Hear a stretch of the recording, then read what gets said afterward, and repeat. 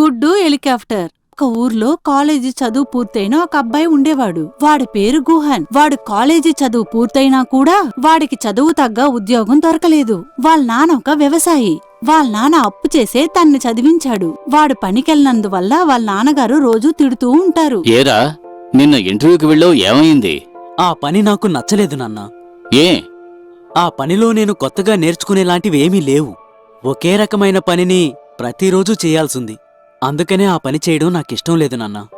పనంటే అలాగే ఉంటుంది నాయనా. ఒకే రకమైన పని ప్రతిరోజూ చెయ్యవలసి ఉంటుంది. నీ వయసులో ఉండే కుర్రాళ్ళందరూ పనిచేసి చేతినిండా డబ్బులు సంపాదిస్తున్నారు. కాని నువ్వేంట్రా అంటే ప్రతిరోజూ ఇంటర్వ్యూకి వెళ్తున్నావు, ఏ పనికి వెళ్లడం లేదు. ఇంకా నిన్ను సోమరిపోతులా ఇంట్లో కూర్చోబెట్టి తిండి నేను పెట్టలేను. బుద్ధిగా పని వెతుక్కో. చెప్పింది అర్థమైందా? అలాగని చాలా కోపంగా చెప్పి వాళ్ళ నాన్నగారు బయటికి వెళ్లిపోయారు. వెంటనే అతను ఆలోచించాడు. ఛ, ఏమి లోకంరా ఇది! మనసుకు నచ్చిన పనిని చేసుకోలేకపోతున్నా. బాధ్యత కోసం నేను ఏ పని చేసుకోలేకపోతున్నాను. నాకు నచ్చిన పనిని నేను వెతుక్కొని చేసుకోగలను. మనసుకు నచ్చిన పని దొరికేంత వరకు ఏదో ఒక పని చేసుకుంటూ పోవాలి.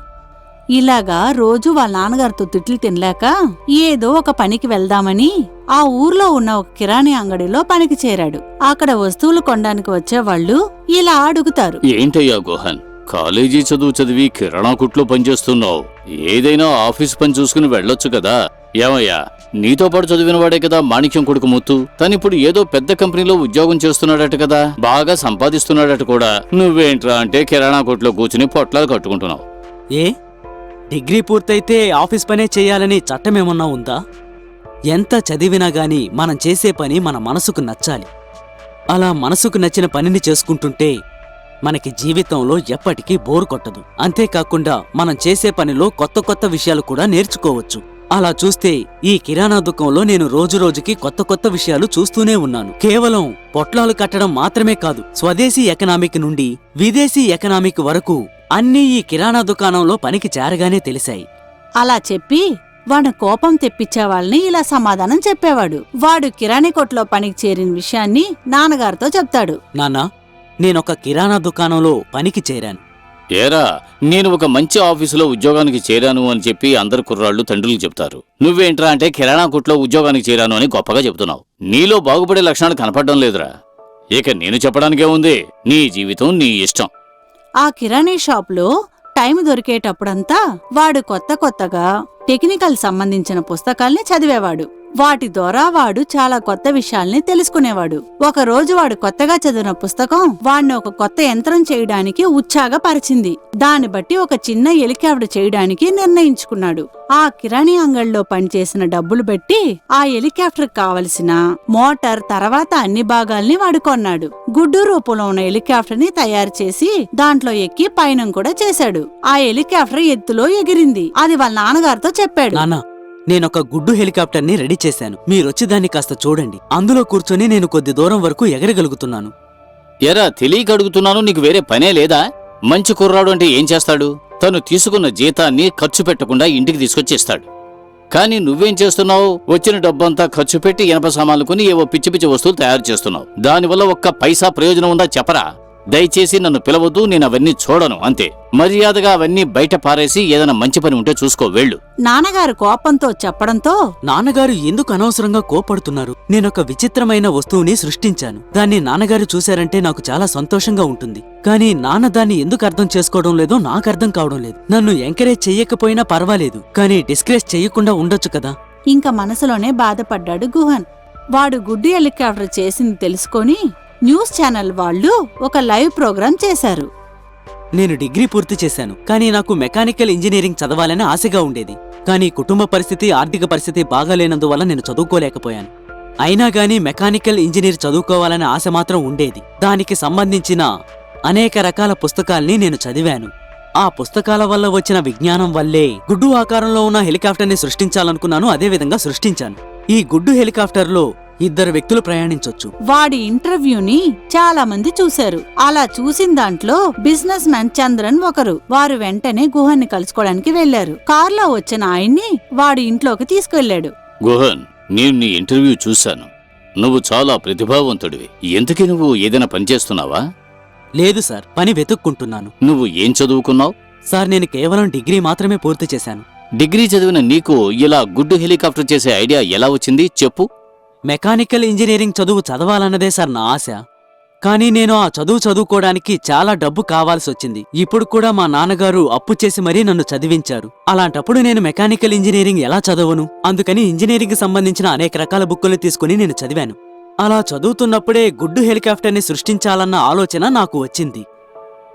ఓకే నీ ఇంటర్వ్యూ చూసిన తర్వాత నేను కొత్తగా ఒక ప్రాజెక్టు స్టార్ట్ చేయాలని ఆలోచన వచ్చింది. నువ్వు తయారు చేసిన ఈ గుడ్డు హెలికాప్టర్ ని కొంచెం మోడరేట్ చేసి నవీన పద్ధతిలో ఇద్దరు కూర్చుని ఎగిరేలా చెయ్యాలి.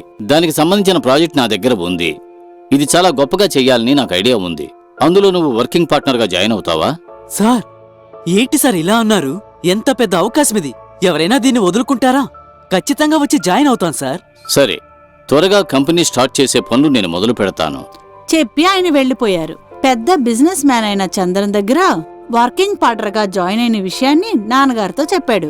నాన్నా, బిజినెస్ మ్యాన్ చంద్రన్ గారు వచ్చారు. నేను సృష్టించిన గుడ్డు హెలికాప్టర్ ని ఆయన ఒక కొత్త కంపెనీ ప్రారంభించి పెద్ద ఎత్తున చేయబోతున్నట్టు చెప్పారు నాన్న. ఆ కంపెనీలో వర్కింగ్ పార్ట్నర్ గా వచ్చి నన్ను చేరమన్నారు. అరేరే, అలాగా? వింటానికి చాలా సంతోషంగా ఉంది. నువ్వు ఎంతో గొప్పవాడివి కావాలి. తప్పకుండా నాన్న, నాకు నచ్చిన పనిని నేను వెతుకుతూ ఉన్నాను. అలాంటి అవకాశం నాకిప్పుడు దొరికింది. ఖచ్చితంగా ఈ అవకాశాన్ని నేను వదులుకోను. చాలా కష్టపడి నేను గొప్ప స్థాయికి వస్తాను నాన్న.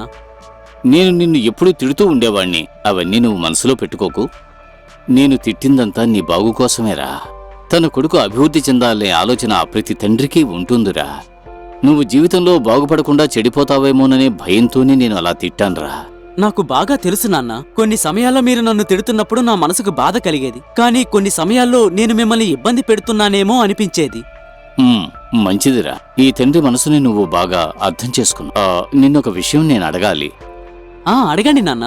ఆ రోజున నువ్వు గుడ్డు హెలికాప్టర్ తయారు చేసినప్పుడు నన్ను ప్రేమగా వచ్చి చూడమని చెప్పావు.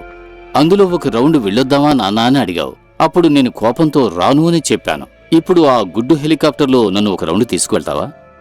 ఏంటి నాన్న ఇలా అడుగుతున్నారు? రండి, ఒక్క రౌండ్ కాదు, ఎన్ని రౌండ్లు కావాలన్నా తిప్పుతాను. వాడు వాళ్ళ నాన్నగారిని తీసుకొని గుడ్డు హెలికాప్టర్లో ఒక రౌండ్ తిరిగాడు. వాళ్ళ నాన్నగారికి మనసంతా సంతోషంగా ఉండింది. ఛా, నా కొడుకుని ఎంతగా తిట్టాను. నిజానికి వాడు ఇంతకాలం వాడికి నచ్చిన పని దొరకడం కోసమే వెయిట్ చేశాడు. ఇది తెలియక నేను ఇంతకాలం వాడిని తిడుతూనే ఉన్నాను. దయచేసి నన్ను క్షమించరా. ఇంక మనసులోనే కొడుకుని క్షమాపణ అడిగాడు. ముట్ట హెలికాప్టర్ భూమి మీద దిగింది. గుహాన్ వాళ్ళ నాన్నగారు కూడా కింద దిగారు. ఇంక మనసులో వాళ్ళ కొడుకు భవిష్యత్తు గురించి ఏ దిగులు లేదు. వాడు జీవితంలో ఎత్తుకెదుగుతాడన్న నమ్మకం తండ్రికి వచ్చింది. వాడిని చూసి అవమానపరిచిన వాళ్ళందరూ వాడిని వెతుక్కుని వచ్చి మెచ్చుకున్నారు. ఏంటయ్యా గుహన్, నిన్ను నేను ఏదో అనుకున్నాను. చాలా గొప్పవాడివే, మొత్తానికి సాధించావు. చాలా థ్యాంక్స్ అండి. ఒక మనిషి లక్ష్యాల్ని, ఆలోచనల్ని, కలల్ని మట్టిలో పూడ్చిన విత్తనంలాగా ముందు ఆ విత్తనం బయటికి కనిపించదు, పైకి రాదు. ఆ తర్వాత అది మొక్కగా మారి పెద్ద వృక్షమై నీడనిస్తుంది. అప్పుడు దాన్ని చూసిన వాళ్ళందరూ చాలా ఆశ్చర్యపడిపోతారు. ఆ రోజు నా మనసులో ఉన్న లక్ష్యాలు, కలలు ఎవ్వరికీ గుర్తుండవు. కానీ ఇప్పుడు ఆ కలలకి జీవం పోసి ఇప్పుడు నేను గొప్పవాణ్ణయ్యాను. అందరూ చూసి ఆశ్చర్యపోతున్నారు. అవునయ్యా, నీలాగా లక్ష్యంతో ఉండేవాళ్లు ఏదో ఒక రోజున ఖచ్చితంగా సాధిస్తారు. ఇది నిజం. ఆయన చెప్పి బయలుదేరగానే గుహాన్ మనసులోనే నవ్వుకున్నాడు. మనుషులందరూ ఇంతే.